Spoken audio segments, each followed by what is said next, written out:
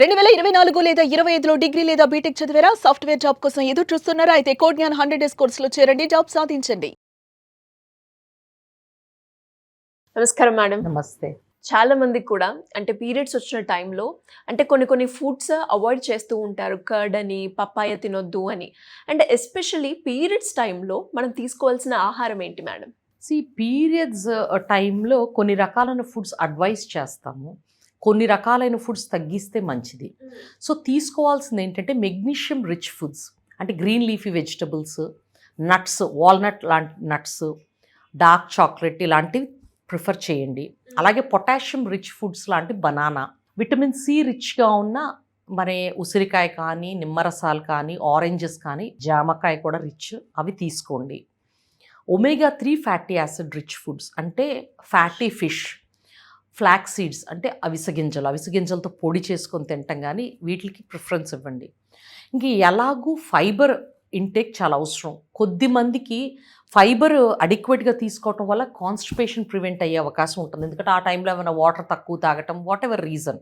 So ఈ fibre rich foods అంటే vegetables ఎక్కువ తీసుకోవటం కానీ, లేకపోతే ఫైబర్ ఎక్కువ ఉన్న ఫ్రూట్స్ తీసుకోవటం కానీ, మీరు దీనికి ప్రిఫరెన్స్ ఇవ్వండి. అలాగే అడిక్వేట్ హైడ్రేషన్, ఫ్లూయిడ్స్ చాలా చాలా అవసరం. ఈ టైంలో హార్మోనల్ మార్పుల వల్ల కొంచెం బ్లోటింగ్ ఉంటుంది, అంటే కొంచెం వాటర్ రిటెన్షన్ ఎక్కువ ఉంటుంది. దీనికి భయపడద్దు. ఈ వాటర్ రిటెన్షన్ వల్ల కొద్దిగా 1 కేజీ, 1/2 కేజీ బరువు పెరిగినట్టు గమనించడము, కొంచెం బ్రెస్ట్ టెండర్నెస్ పెరగటం కూడా గమనిస్తారు. అయితే పీరియడ్స్ అయిపోయిన తర్వాత 1 to 2 డేస్లో ఇది ఆటోమేటిక్గా తగ్గిపోతుంది. It's just natural phenomena. ఇంకా అవాయిడ్ చేయాల్సింది ఏంటి అంటే high salt, high sugar and processed food, smoking, alcohol, ఈ 5 థింగ్స్ అవాయిడ్ చేయండి. సాల్ట్ ఎక్కువ తీసుకోవటం వల్ల సాల్ట్కి వాటర్ రిటెన్షన్ ఎబిలిటీ ఉంటుంది. సో మీ బ్లోటింగ్ అనేది ఇంకెక్కువ అవుతుంది. షుగర్ తీసుకోవటం వల్ల సడన్గా షుగర్ స్పైక్స్ అవ్వటము, ఇన్సులిన్ ప్రొడ్యూస్ అవ్వటము, షుగర్ క్రాష్ అవ్వటం, స్పైక్స్ అండ్ క్రాషెస్ 2 చూస్తాము షుగర్ ఎక్కువ ఉన్న షుగరీ ఫుడ్స్ తీసుకోవడం. సో దీన్ని కూడా లిమిట్ చేయండి. కెఫీన్ ఎంత మోతాదులో, కెఫీన్ 200 mg per day కంటే ఎక్కువ తీసుకోవడం మంచిది కాదు. మీ స్లీప్ని డిస్టర్బ్ చేస్తుంది. సో ఈ కెఫీన్ కూడా అదుపులో ఎంత తీసుకోవాలో అంతే లిమిట్ చేయండి. అదర్ థింగ్, ప్రాసెస్డ్ ఫుడ్స్ ఎక్కువ కార్బోహైడ్రేట్ రిచ్ ఉంటాయి. వీటితో కూడా షుగర్ స్పైక్స్ ఉంటాయి. సో దీన్ని కూడా మీరు గమనించుకోండి. ఆల్కహాల్, స్మోకింగ్ 2 మంచిది కాదు, ఇన్ జనరల్ మంచిది కాదు, ఈ పీరియడ్ అప్పుడు అసలుకే మంచిది కాదు. So very much if you can stop it best. కనీసం బాగా తగ్గటం మంచిది. మేడం, మీరు చెప్తున్నట్టుగానే కొంతమంది అంటూ ఉంటారు, ఎస్పెషల్లీ ఇలాచి కనుక మనం తీసుకుంటే పీరియడ్స్లో వచ్చే క్రాంప్స్ తగ్గుతాయి అని. నిజమేనా మ్యామ్? ఎలైచి ఒక న్యాచురల్ ఫుడ్, అదొక యాంటీ ఇన్ఫ్లమేటరీ పదార్థంకు ఉండే లక్షణాలు ఉన్నాయి. సో ఇన్ఫ్లమేషన్ తగ్గటం ద్వారా మైనర్ పెయిన్ రిలీఫ్ ఇచ్చే అవకాశం ఉంటుంది ఇలైచి, ఇన్ఫ్లమేషన్ తగ్గటం ద్వారా. అలాగే ఈ ఇలైచి అనేది గ్యాస్, బ్లోటింగ్ సెన్సేషన్ కూడా తగ్గిస్తుంది. ఇలైచీకి ఒక ప్లెజెంట్ స్మెల్ ఉంటుంది. సో అదొక అరోమా థెరపీలో ఉన్నటువంటి ఫీచర్స్ని పోలి ఉండటం వల్ల రిలాక్సేషన్, మెంటల్ రిలాక్సేషన్ జరుగుతుంది. ఇలైచీ కన్జ్యూమ్ చేయటం ద్వారా కొంత ఇరిటబిలిటీ తగ్గినట్టు కూడా స్టడీస్ చెప్తున్నాయి.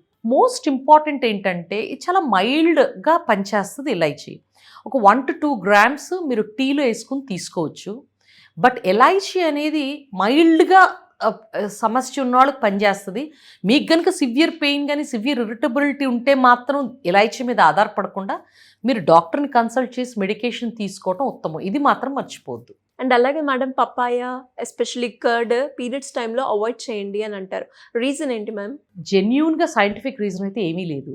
పప్పాయాలో పప్పెయిన్ అనే ఒక మంచి ఎంజైమ్ ఉంటుంది, అద్భుతమైన డైజెస్టివ్ ఏజెంట్. తరతరాలుగా ఆ బొప్పాయి తినటం వల్ల ఫ్రీ మోషన్ అవుతుంది, డైజెషన్ బాగుంటుంది. కాబట్టి ఒక్కొక్కసారి లూజ్ మోషన్ అయ్యే అవకాశం కూడా ఉంటుంది కొంచెం ఎక్కువ కన్జ్యూమ్ చేస్తే. సో పప్పాయ ఎక్కువ తింటే అబార్షన్స్ అవుతాయి, పప్పాయ ఎక్కువ తింటే వేడి అనే యాక్చువల్గా మెడికల్ నాలెడ్జ్ ప్రకారం వేడి పదార్థాలు, చల్ల పదార్థాలు అనేవి జనరల్గా ఏమీ లేవు. సో మోడరేట్ అమౌంట్, అతిగా తీసుకోకుండా మోడరేట్గా తీసుకున్నంత వరకు దిర్ ఇస్ నో ప్రాబ్లం పపాయాతో. సెకండ్, కర్డ్ ఒక అద్భుతమైన ప్రోబయోటిక్, అంటే గట్ హెల్త్ని పెంచే బ్యాక్టీరియాని పెంచుతుంది కర్డ్. సో హ్యాపీగా మీరు కర్డ్ తినచ్చు పీరియడ్స్ అప్పుడు. There is no relation at all అండి. అండ్ అలాగే మేడం, అంటే చాలా మంది చెప్తూ ఉంటారు స్ట్రెస్ లేదంటే భయపడిపోయినా లేదంటే యాంగ్జైటీగా ఫీల్ అయిపోయినా దీనివల్ల మనకి పీరియడ్స్ డిలే అవుతాయా లేదంటే ఇమీడియట్గా వస్తాయా మ్యామ్? మనం కనుక చూసినట్టయితే యంగ్ అమ్మాయిలు కొత్తగా హాస్టల్కి వెళ్ళటం కానీ లేదా కొత్త జాబ్ చేరటం కానీ ఒక లైఫ్ చేంజ్ ఇవ్వటం, ఒక ఊరు మారటం కానీ పేరెంట్స్కి ఏదైనా ట్రాన్స్ఫర్స్ అవటం వల్ల ఇలాంటి ఈవెంట్స్ జరిగినప్పుడు పీరియడ్ డిలే అవటాన్ని గమనిస్తాం. ఎందుకని జరుగుతుందంటే పీరియడ్స్ అనేవి హైపోథాలమో పిట్యూటరీ ఓవేరియన్ యాక్సిస్ అనే శరీరంలోని ఒక హార్మోనల్ యాక్సిస్ కంట్రోల్లో ఉంటాయి. అంటే మెదడులో జరిగే కొన్ని హార్మోనల్ మార్పులు, కెమికల్ ఇంట్రాక్షన్స్ వల్ల గర్భసంచి పక్కన ఉన్న అండాశయాల హార్మోనల్ మార్పులు, దాని ఇన్ఫ్లుయెన్స్ అండాశయాల మీద ఉంటుంది. సో దీనివల్ల ఏమవుతుందంటే ఈ స్ట్రెస్ఫుల్ ఈవెంట్స్ ఉన్నప్పుడు కార్టిజాల్ అనే ఒక హార్మోన్ రిలీజ్ అవుతుంది. ఈ కార్టిజాల్ అనే హార్మోన్ అండం విడుదలను డిలే చేస్తుంది. అండం విడుదల డిలే అవ్వటం వల్ల పీరియడ్స్ లేట్ అవుతాయి. సో బేసిక్గా మనం అర్థం చేసుకోవాల్సింది ఏంటంటే బాడీ సర్వైవల్ మోడ్లోకి వెళ్తుంది. అంటే ఈ నా యొక్క ఓనర్ని ఈ గడ్డు పరిస్థితుల నుంచి దాటేద్దాం, ఆ తర్వాతే రిప్రొడక్టివ్ ఫంక్షన్. సో ఆ సర్వైవల్ మోడ్లో ఉన్నప్పుడు మిగతావన్నీ డిప్రెస్ అయ్యి తగ్గి మేజర్గా మనిషికి అవసరమైన ఫంక్షన్స్ మాత్రమే పనిచేస్తుంటాయి. అంత అద్భుతంగా శరీరం పనిచేస్తుంది కాబట్టి పీరియడ్స్ లేట్ అయ్యే అవకాశం ఉంటుంది ఈ టైమ్స్లో. కొద్దిమందికి నెలల తరబడి కూడా లేట్ అవుతాయి. అండ్ అలాగే మేడం, నాకు స్ట్రెస్కి తొందరగా వచ్చింది పీరియడ్స్ అని కూడా అంటారు కదా ma'am. Major studies periods late అవుతుందని చెప్తుంది. అది రేర్గా ఎవరికన్నా పీరియడ్ తొందరగా వస్తే రావచ్చు, కానీ మేజర్ రిలేషన్షిప్ డిలేడ్ పీరియడ్తోనే కనపడింది. ఎందుకంటే ఈ హార్మోన్ ఏం చేస్తుంది, దాని ఆ అండం విడుదల ఒక డిలే చేస్తుంది. సో రియల్గా అంత స్ట్రెస్ఫుల్ సిచ్యువేషన్ ఉన్న వాళ్ళకి లేటే అవుతాయి పీరియడ్స్.